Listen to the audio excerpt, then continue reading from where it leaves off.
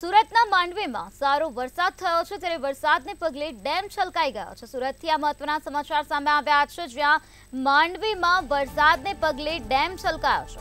માંડવીનો Gordha dam છલકાયો હોવાની વિગતો મળી છે। ગોરધા ડેમના નયનરમ્ય દ્રશ્યો જોવા મળ્યા છે। ડેમના આહલાદક દ્રશ્યો લોકો માટે આકર્ષણનું કેન્દ્ર બન્યા છે। ડેમમાં સ્થાનિકો માછીમારી કરતા પણ નજરે પડ્યા છે।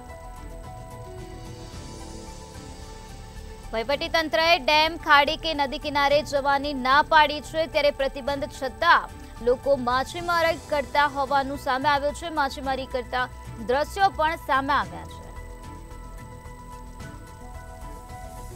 સુરતમાં સારો વરસાદ વરસ્યો છે, જેના કારણે માંડવીમાં વરસાદને પગલે ડેમ છલકાઈ ગયો છે। માંડવીનો ગોરધા ડેમ અત્યારે છલકાઈ ગયો છે। ગોરધા ડેમના આહલાદક દ્રશ્યો સામે આવ્યા છે, જે તમે મંતવ્ય ન્યૂઝની સ્ક્રીન પર જોઈ શકો છો કે કઈ રીતે વરસાદને પગલે ડેમમાં નવા નીરની આવક નોંધાઈ છે।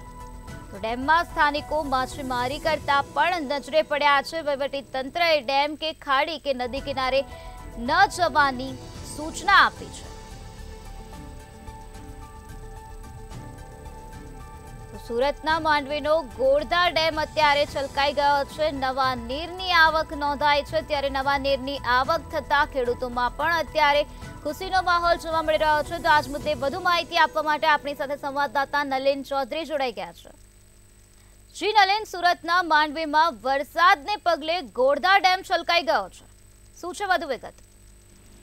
બિલકુલથી નિરાલી, સુરત ગ્રામ્યમાં વહેલી સવારથી જે પ્રકારે વરસાદી વાતાવરણ જોવા મળી રહ્યું છે, સુરતના ચેરાપુંજી ગણાતા ઉમરપાડા તાલુકામાં 3.5 ઇંચથી વધુ વરસાદ છે તે નોંધાયો છે, અને તેના જ પગલે માંડવી તાલુકાનો જે ગોરધા ડેમ છે તે સિઝનમાં પહેલી વખત ઓવરફ્લો થયો છે। ગોરધા ડેમના જે નયનરમ્ય દ્રશ્યો છે તે જોવા મળી રહ્યા છે।